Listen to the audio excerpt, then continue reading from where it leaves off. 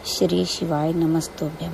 हर हर महादेव। दोस्तों, इस वीडियो में हम आपको बताएंगे कि श्राद्ध पक्ष या पितृपक्ष में कौन सी ऐसी 2 सब्जियां हैं जो नहीं बनानी चाहिए और श्राद्ध वाले दिन कौन से 3 ऐसे भोजन हैं जो बनाने चाहिए। कौन सी सब्जी होती है जो पितृपक्ष में ब्राह्मण को भोजन कराते समय नहीं बनाई जाती? एक तो कुमड़ा, दूसरा पत्ता गोभी, जो बंद गोभी होती है ना, वो बंद गोभी जो होती है ना, पत्ता पत्ता वाली, उसकी भी सब्जी पितरों के ब्राह्मण अगर भोजन करता है तो उसमें नहीं बनाई जाती। एक कुमड़ा, ये जो पेठा बनता है ना कुमड़ा का, ये भी श्राद्ध पक्ष में नहीं खिलाया जाता। बुरा कोला पेड़ा बोलते, क्या बोलते हैं उसको, श्राद्ध पक्ष में उसको भोजन में नहीं दिया जाता। ब्राह्मण के भोजन भारत ब्राह्मण के भोजन में श्राद्ध पक्ष में सबसे ज्यादा जरूरी है दूध की खीर, दूसरा तुरई या गिलकी का भोजन, या तो सब्जी बनाओ या भजिया बनाओ, कुछ भी बनाओ। तीसरा माश की दाल का भोजन, उड़द की दाल का भोजन। उड़द की दाल का या तो दही बड़ा बना लो, इमरती बना लो, या फिर बड़ा बना लो, या पकोड़ा बना लो, पर उसका भोजन होना जरूरी है। 3 भाग दूध का भोजन आहूतों के हिस्से में चले जाता है, गिलकी और तुरई का भोजन पितरों के हिस्से में चले जाता है, माश की दाल का भोजन, उड़द की दाल का भोजन प्रेतों के हिस्से में चले जाते। इसलिए ये 3 भाग का भोजन ब्राह्मण जब श्राद्ध पक्ष का भोजन करे तो उसमें बनाना जरूरी है।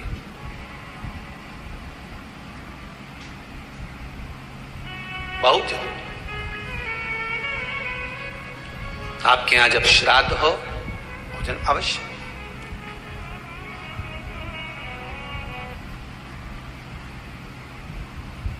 बहुत जरूरी। आपके यहां जब श्राद्ध हो भोजन अवश्य। कई लोग कहते हैं गुरुदेव, जब हम गया जी से आ जाएं तो क्या ब्राह्मण भोजन कराना जरूरी है? क्यों नहीं, कराओ। क्यों नहीं करा? क्या गाय की रोटी निकालना जरूरी है? स्वान की रोटी निकालना जरूरी है? कौवे की रोटी निकालना जरूरी है? हम कहते हैं अगर श्राद्ध गया जी का हो गया तो भले कौवे की मत निकालो, पर गाय की, स्वान की, ब्राह्मण जन की भोजन प्रसाद जरूरी। देखिए, जब ज्यादा घर में पितृदोष हो ना, ऐसा लगे कि पितृदोष बहुत ज्यादा है, 1 रुपए कमा रहे हैं, 1.25 रुपए खर्च हो रहा है, हाथ में पैसा नहीं टिक रहा, दुकान 4 दिन अच्छी चल रही है, फिर व्यापार डाउन हो जाता है, कोई पैसा लेकर भग गया, नहीं दे रहा, कहीं कर्जा मात्रा बढ़ गई है, ये पितृदोष के लक्षण है कुछ। इसमें आपके घर में जो भी रुद्राक्ष पड़ा हो, जो भी रुद्राक्ष रखा हो, क्योंकि संभाल के तो आप रखते नहीं, पटक देते हो यहां पर, जो भी रुद्राक्ष आपके घर में रखा हुआ, एक पानी के पात्र में उस रुद्राक्ष को डाल दीजिए, उसमें 1 चावल का दाना डाल दीजिए। महाराज, परिंदा जहां होता है, मटका, हंडा या रसोई घर में आपका जो पानी भरने का स्थान होता है, जिसको आरो वारो क्या क्या लगा के रखते हो, उसी के कहीं पास में उस कलश को रख दीजिए, ऊपर से उसको ढक दीजिए।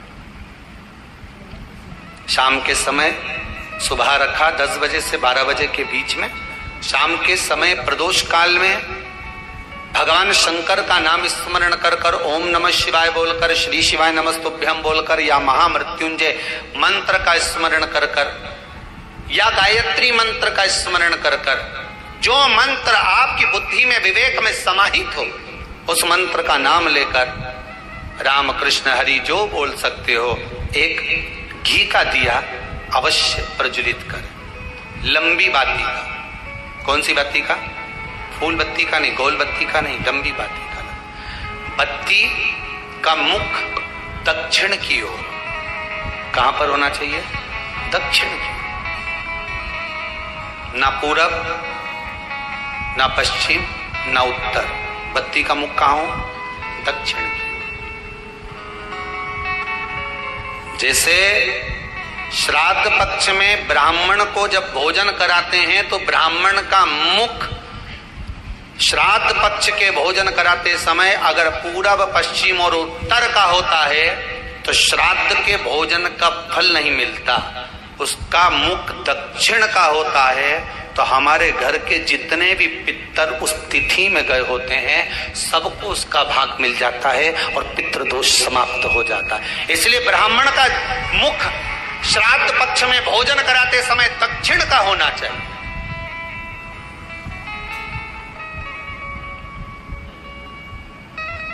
ब्राह्मण का मुख दक्षिण का।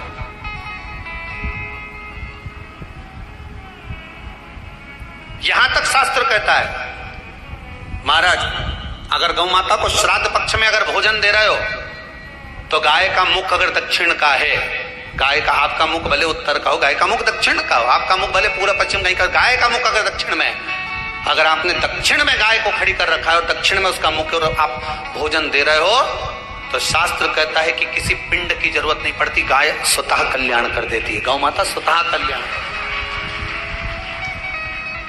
दक्षिण मुखी हो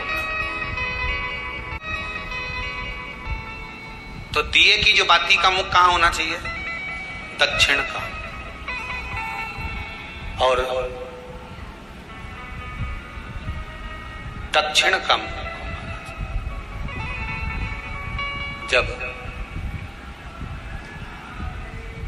जब दक्षिण का मुख हो, दक्षिण की ओर बाती हो महाराज, तब दक्षिण की बाती जलाने के बाद में भगवान से वहीं पर प्रार्थना करें। जो कलश रखा है उसके ऊपर जो प्लेट रखी है, ढाका गया है, वहां अपना सीधा हाथ रखें और अपने पूर्वजों का, अपने पितरों का स्मरण करें कि मेरे धन को लेकर कोई चले गया, मेरा व्यापार ऐसा चल रहा है, मेरा घर में बच्चों का विवाह नहीं हो रहा है, या घर में इतनी अशांति है या तकलीफ है या कष्ट है, ये सब का स्मरण कर कर उस कलश को रात्रि भर रखे रहने दें। सुबह स्नान आदि करने के बाद फिर एक घी का दिया दक्षिण की ओर लगाकर सुबह 10 बजे से 12 बजे के बीच में उस जल को शिव जी को समर्पित कर कर जाएं और वो रुद्राक्ष लेकर वापिस सजाएं। महाराज वापिस सजाइए, उस रुद्राक्ष को अपने घर में रख दीजिए। वर्ष भर वो रुद्राक्ष आपको कभी बीमारी से नहीं घिरने देगा, कभी किसी जगह खड्डे में नहीं जाने देगा, वो उन्नति की ओर ही बढ़ाएगा। भले कोई भी रुद्राक्ष हो, 1 मुखी से लेकर 14 मुखी, 20 मुखी, 18 मुखी, जो रुद्राक्ष आपके पास में, आप तो उसका स्मरण करिए, आप उसका स्मरण करें। जितने भी द्वार हैं, पितरों के जितने भी दरवाजे हैं, पितृलोक में जितने भी पितृ विराजमान होते हैं महाराज, ये सब शंकर के ऊपर चढ़े हुए जल का भाग ग्रहण करते हैं। शिव के ऊपर चढ़ा 33 कोटि देवताओं में से कोई एक देवता ऐसा बता दो जिसको काली तिल्ली चढ़ती हो, काली मिर्च चढ़ती हो, सारे वृक्षों की पत्तियां चढ़ती हो, सब तरह के पुष्प चढ़ते हो, दुर्वा भी चढ़ती हो, बेलपत्र भी चढ़ता हो, आग का पुष्प भी चढ़ता हो, धतूरा भी चढ़ता हो, जिसको भांग आदि भी चढ़ती हो, तुलसी की मंजरी भी चढ़ती हो। तुलसी की मंजरी भी शंकर को चढ़ती, तुलसी का दल नहीं, मंजरी वो भी चढ़ती। 33 कोटि देवताओं में कोई ऐसा देवता बताओ, संपूर्ण सामग्री भगवान केवल एक है, देव अधिदेव महादेव, जिनको काली तिल भी चढ़ रही है, काली मिर्च भी चढ़ रही है, जिनको संपूर्ण सामग्री भगवान शिव को समर्पित हो रही, संपूर्ण यहां तक राई, सरसों, राई के दाने तक भगवान शंकर को चढ़ते हैं। 1.25 लाख दाने का प्रमाण है महाराज शंकर जी को समर्पित करने। सरसों चढ़ती, राई चढ़ती महाराज। पुष्प, बेलपत्र, दुर्वा, जगह जगह के पुष्प शिव को समर्पित होते।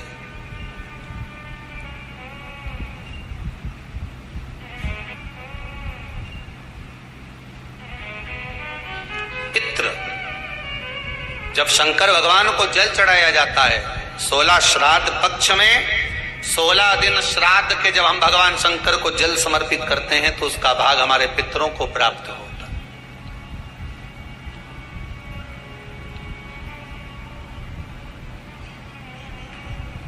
केवल 16 श्राद्ध के दिन ही ऐसे होते हैं जिसमें शंकर भगवान को जल में दूध मिलाकर चढ़ाने की जगह दूध भले 1 चम्मच चढ़ा रहे हो पर अलग से चढ़ाओ, कच्चा दूध अलग से चढ़ाओ, उसके बाद भले तुम जल चढ़ा दो, पर लोटे में जल में दूध मिलाकर 16 दिन श्राद्ध पक्ष में नहीं ले जाना। भले 1 चम्मच दूध लेकर जाओ, 1 कटोरी दूध लेकर जाओ, पर कच्चा दूध अलग से लेकर जाओ, शंकर भगवान को अलग से चढ़ाओ। क्योंकि 16 दिन श्राद्ध पक्ष के जब भगवान शंकर को दूध और जल चढ़ाया जाता है वो हमारे पितरों के खाते में चला जाता है, हमारे पितरों को उसका भाग मिलता है। इसलिए शंकर भगवान को कच्चा दूध भी चढ़ाओ तो पानी में मिलाकर नहीं, एक अलग से 1 चम्मच ले जाओ, भले फिर शिव जी को चढ़ा दो, भले एक छोटा सा कटोरी में ले गए चढ़ा दिया, जल ले गए चढ़ा दिया, हमारे पूर्वजों को प्राप्त, तो हमारे पूर्वजों को प्राप्त होता है। जिस बालक बालिका का जॉब नहीं लग रहा हो, सर्विस नहीं लग रही हो, नौकरी नहीं लग रही हो, जगह जगह पहले करते थे जॉब अब छूट गई, 2 साल हो गए 3 साल हो गए सर्विस नहीं लग रही हो, बहुत प्रयास कर लिया हो, बहुत प्रयास, तो महाराज काली तिल्ली को पीस कर उसको जल के पात्र में डालकर अपने घर के मटका परिंडा पितरों का जो स्थान होता है, जलाशय होता है, उसके पास में एक पात्र में रख दीजिए। बेलपत्री या बट का पेड़ या पीपल का पेड़, इस वृक्ष के नीचे 1 रात्रि तक रखे रहने के बाद में दूसरे दिन अपनी कामना करकर, जिनका जॉब नहीं लग रहा, सर्विस नहीं लग रही, नौकरी नहीं लग रही या कहीं उलझने उत्पन्न हो रही है, उस व्यक्ति को हाथ में ले जाकर उस पात्र का जल, 3 वृक्ष पितरों के तुल्य हैं। कल की कथा में कहा था, पहला बेलपत्री का, दूसरा पीपल का, तीसरा बट का, ये 3 पितरों के तुल्य हैं।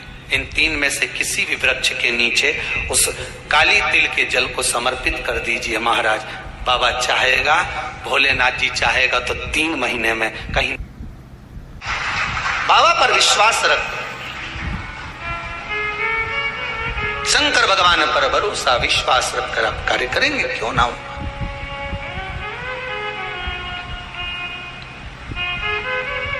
धीमा बजाओ भोल रो, धीमा बजाओ, धीमा बजाओ भोलानाथ डमरू, धीमा बजाओ।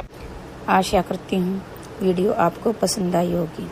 वीडियो को लाइक, शेयर, कमेंट कीजिए और चैनल को सब्सक्राइब कीजिए।